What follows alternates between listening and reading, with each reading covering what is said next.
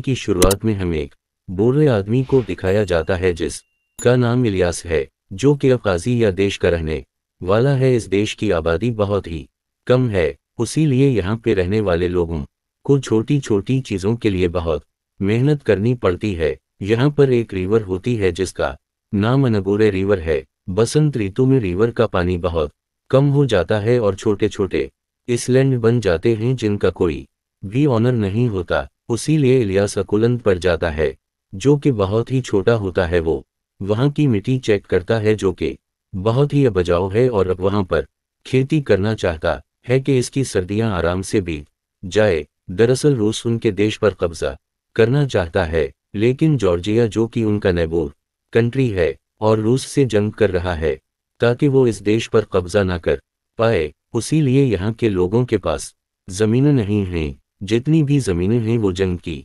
वजह से तबाह हो चुकी हैं और अब इलियास ने फैसला कर ली है कि वो उसी छोटे से इसलैंड पर खेती करेगा। अगले दिनों नाव से कुछ लकड़ियाँ यहाँ पर लेकर आता है, क्योंकि जब तक इसकी फसल नहीं हो जाती उसे यहीं पर रहना होगा। उसीलिए उसे अपनी रहने की जगह यहाँ पर बनानी होगी। इसकी उम्र बहुत ज़्यादा है, उसीलिए बहुत मुश्किल से और 4 लकड़ियाँ लगा पाता है, जिसके बाद वो अपने गांव अपने घर की तरफ लौट जाता है। दरअसल इस सब के सब जंगलों के बीच वो बीच रहते हैं ताकि सोल्जर्स उन तक ना पहुँचे और ये सरकशत रहीं। अगले दिन इलियास एक बार फिर से उसी इसलैंड की तरफ आता है और आज के साथ इसकी ग्रैंड डॉटर भी होती है जिसका नाम मरियम है। मरियम का इलियास के अलावा कोई भी नहीं है। इसके माता पिता की मृत्यु हो चुकी है। वो बहुत ही शांत लड़की होती है, क्योंकि शायद उसने इतनी छोटी उम्र में बहुत ज़्यादा दिख देखे हैं। इसलैंड पर पहुंचने के बाद सबसे पहले ये मछली पकड़ने के लिए जाल लगाते हैं, जिसके बाद मरियम अपने ग्रैंडफादर की मदद करती है और काम के दौरान वो देखती है कि नदी के ऊपर से कुछ सिनक जा रहे हैं। वो अपने ग्रैंडफादर से पूछती है क्या ये जॉर्जिया के सिनक हैं। वो कहते हैं कि हाँ, ये पूरा दिन काम करते हैं, लेकिन काम की स्पीड बहुत कम होती है क्योंकि इलियास बहुत ज़्यादा काम नहीं कर सकता, उसकी उम्र बहुत ज़्यादा है। शाम को आग जलाते हैं और जो जाल इन्होंने मछली लगाया होता है इससे मरचले निकाल कर ये अपने खाने का इंतज़ाम करते हैं, क्योंकि उनके पास खाने के लिए इसके अलावा और कोई चीज़ नहीं है। आज भी उनके रहने की जगह तैयार नहीं हो पाई, उसीलिए ना गांव वापस लौटना पड़ता है। अगले दिन एक बार फिर से वापस आते हैं और आज इलियास किसी भी कीमत पर अपने वुडन हाउस को यहाँ पर बनाना चाहता है ताकि जल्द से जल्द वो खेती का काम शुरू कर सके और पूरी मेहनत से काम करना शुरू करता है। और जब वो अपनी ग्रानाइट डॉटर के साथ काम कर रहा होता है तभी एक बार फिर से वहां से सैनिक गुजरते हैं जो कि मरियम को बहुत ध्यान से देखते हैं। मरियम भी इन्हें बहुत ध्यान से देखती है। इसके बाद मरियम अंदर जाती, उसे कुछ समझ नहीं आता कि वो सिनक इसे ध्यान से क्यों देख रहे थे। उसी तरह से इलियास आज अपने रहने के वुडन हाउस को पूरा कर लेता है और अब कल से वो यहाँ पर खेती करना शुरू करेगा। उसीलिए आज उसे गांव लूटना पड़ता है। अगले दिन एक बार फिर से वो अपनी ग्रैंड डॉटर के साथ यहाँ पर आता है। आपकी ग्रैंड डॉटर यहाँ पर बहुत ज़्यादा काम नहीं करती, लेकिन फिर भी उसे अपनी ग्रानाइट दफ्तर की चुनता है। इसे गांव में अकेला नहीं छोड़ना चाहता। इलियास अपनी खेती का काम शुरू करता है और बहुत मेहनत से दोपहर तक वो कुछ हद तक खुदाई का काम कर देता है। वो बहुत ज़्यादा थक चुका है, उसीलिए अंदर जाकर एक सो जाता है।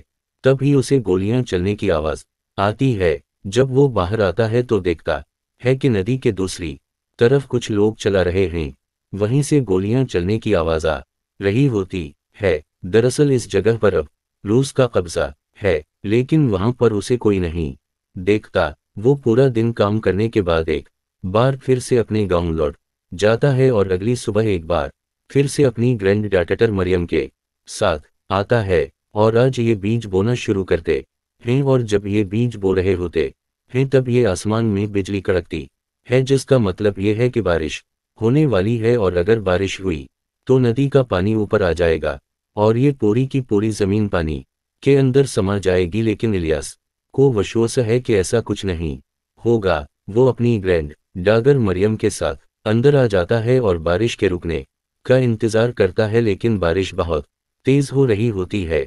रात ही नदी का बहाव भी अब बढ़ चुका है, उसीलिए बाहर जो उनकी नाव होती है वो जोर जोर से हिल रही होती है।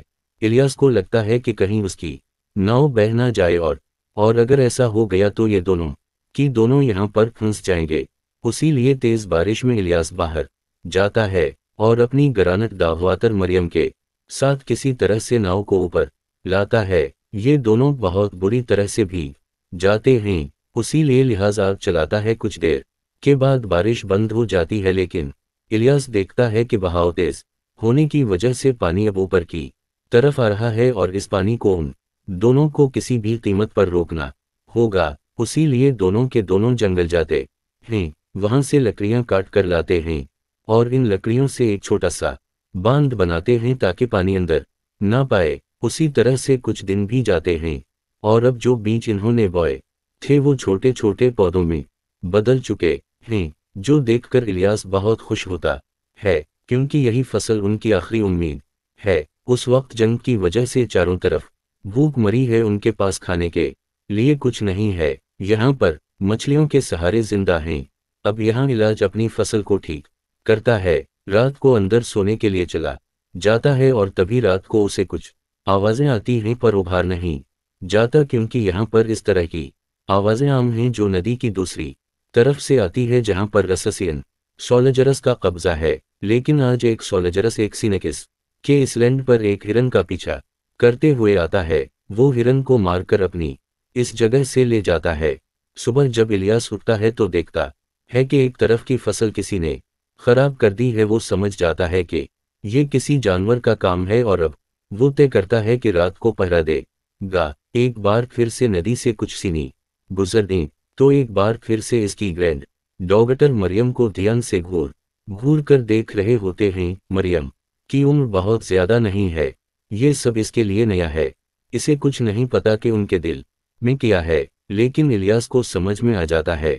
और जब वो सीनक नदी के दूसरी तरफ से चलाकर मरियम का नाम पूछते हैं तो इलियास अपनी गिन लाता और हवा में फायर करता है। जो आवाज सुनकर वो तीनों के तीनों सीनक वहां से चले जाते हैं। लिया इसको अब अपनी गरानत दोकतीर की बहुत चुनता है, हालांकि ये दोनों बात बहुत कम करते हैं। पर आज इलियास अपनी गरानत डाटटर मरियम से कहता है, मैं नहीं चाहता कि तुम मेरी तरह बनो, मैं चाहता हूं कि तुम पढ़ो, अपने गांव के लिए, अपने देश के लिए कुछ करो। हालांकि इस माहौल में जहां पर चारों तरफ जंग चल रही है, पढ़ना लिखना बहुत मुश्किल है। लेकिन इलियास को अपनी गरानत पर विश्वास है और ये हम भी हमें जवाब देती हैं, यानी कि वो भी अपने गरानत फाथर के सपन को पूरा करना चाहती है। कैसे उसे कुछ नहीं पता।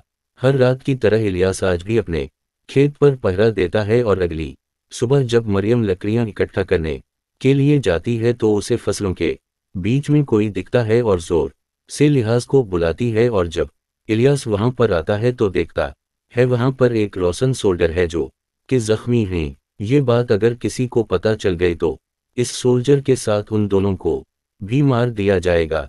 तभी वहां से एक और बोट आती है जिसमें जॉर्जिया के सोल्जरस होते हैं। वो उनसे पूछते हैं, क्या तुम ने यहाँ पर किसी सोल्जर को देखा?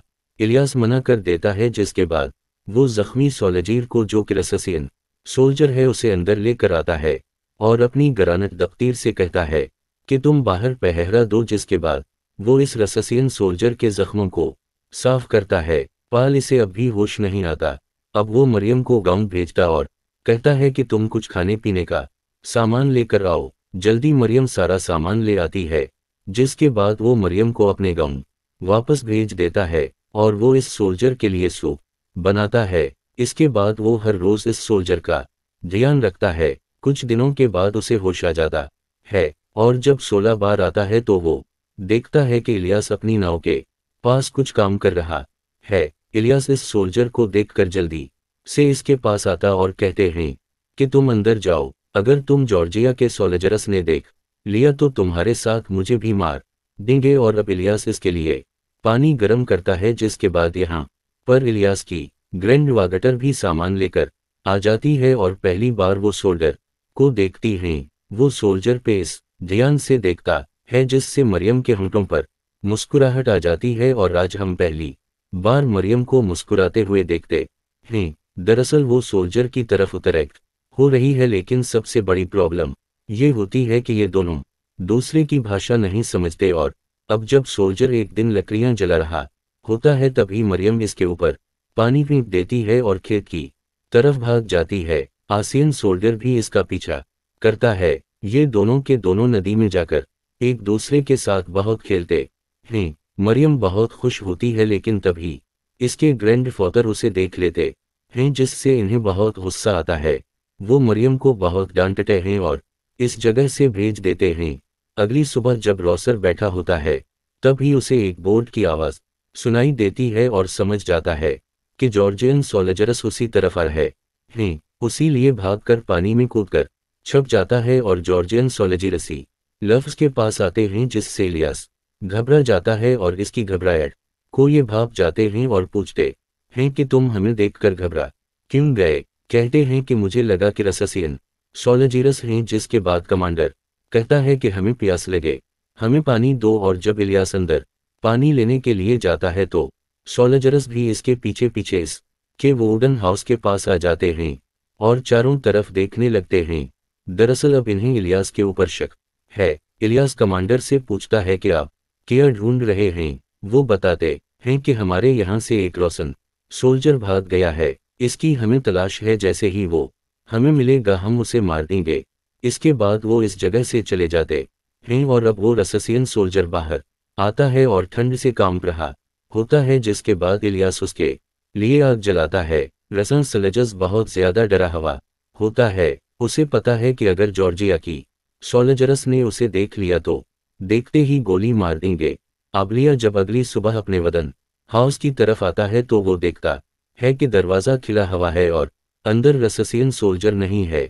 वो समझ जाता है कि वो यहाँ से भाग चुका है। अगले दिन वो अपने ग्रांडडॉटर मरियम को भी इसलैंड पर काम करने के लिए ले आता है, लेकिन यहाँ पर आने के बाद मरियम को जब पता चलता है कि रससियन सोल्जर यहाँ से जा चुका है तो उसे बहुत बुरा लगता है। हमेशा उदास रहती है, उसकी आंखों में आंसू होते हैं, क्योंकि कहीं न कहीं उसे इस सोल्जर से बहुत ज्यादा अट्रैक्शन हो गया था। ऐसा क्यों हुआ उसे कुछ नहीं पता, शायद इसकी उम्र ऐसी है।